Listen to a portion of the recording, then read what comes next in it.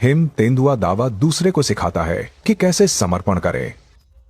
पहले वो शारीरिक रूप से डराकर आदेश मानने के लिए कहता है, फिर उसके कोट को ढूंढता है। हालांकि दूसरा पक्ष सहमत नहीं होता है। अपने साथी में कोई पश्चाताप न देखकर दावा बहुत क्रोधित होता है। उसके गले से निकलने वाली गहरी गर्जना और भी डरावनी होती है।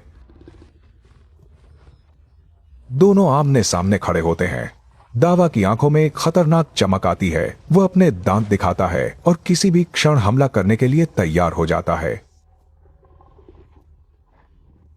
जब एक दूसरे को डराने का मौका मिलता है तो दूसरे हिम तेंदुए का मन बदल जाता है। आखिरकार उसे समझ में आता है कि क्या करना है। दूसरे के आज्ञाकारी ढंग से लेट जाने पर दावा उसकी तरफ सीधे देखता भी नहीं है। हिम तेंदुए झगड़े से बचते हैं। जब उन्हें कोई अवांछित व्यक्ति या जानवर मिलता है तो वे चुपचाप पीछे हट जाते हैं। दावा के 2 शावक भी गुफा में छिपे हुए हैं। उसका दैनिक कार्य तुरंत घर लौटना है। वयस्क हिम तेंदुओं के त्यागे जाने का कारण जीवन के किसी थदिंग चरण में आई समस्या होती है। उदाहरण के लिए, जब दावा ने एक गाय का शिकार किया तो उसका सामना मादा गाय के जोरदार प्रतिरोध से हुआ। उसके अगले पंजे पर गाय के खुर ने जोरदार प्रहार किया। दबाव के इस जबरदस्त प्रहार ने दावा को तुरंत शिकार छोड़ने पर मजबूर कर दिया। स्वस्थ होने में समय लगता है और दावा के पास प्रकृति से मोल भाव करने का कोई अवसर नहीं था। भले ही परिणाम की कल्पना की जा सकती थी, भले ही उसके 2 शावक अभी भी उस पर निर्भर थे।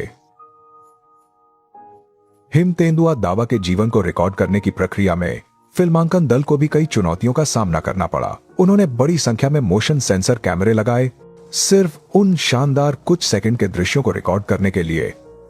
अपनी ताकत वापस पाने के बाद दावा अपने इलाके का निरीक्षण करने निकला। जहां भी अन्य जानवरों के निशान थे, वह अपने मूत्र से मूल गंध को ढक देता था। शावक दूर से पीछे चल रहे थे। उनके बीच की यह दूरी शायद एक सुरक्षा रणनीति थी। ट्रैकिंग के दौरान फिल्म दल को दावा के इलाके में हिम तेंदुए के एक परिवार से सामना हुआ।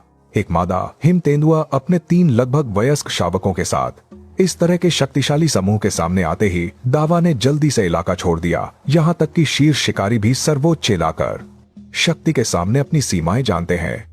ये हिम तेंदुआ चुपचाप एक भेड़ के पास पहुंचता है।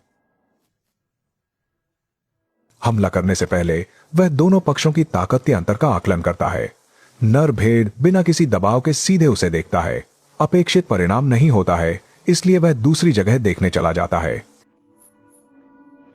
दावा के दोनों शावकों को कैमरे में बहुत दिलचस्पी थी। यह फिल्म दल के लिए भी एक अप्रत्याशित दृश्य था।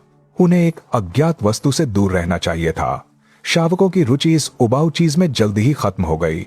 उनके असली खेल साथी तो उनके आसपास ही शावकों के लंबिलाई थे। 2 शावकों को पालना मादा तेंदुआ के लिए थकाऊ होता है। दोपहर में वह एक झपकी लेती है। दोनों शावक व्यस्त रहते हैं। लगता है उनमें अंतहीन ऊर्जा है और मां को परेशान करते रहते हैं।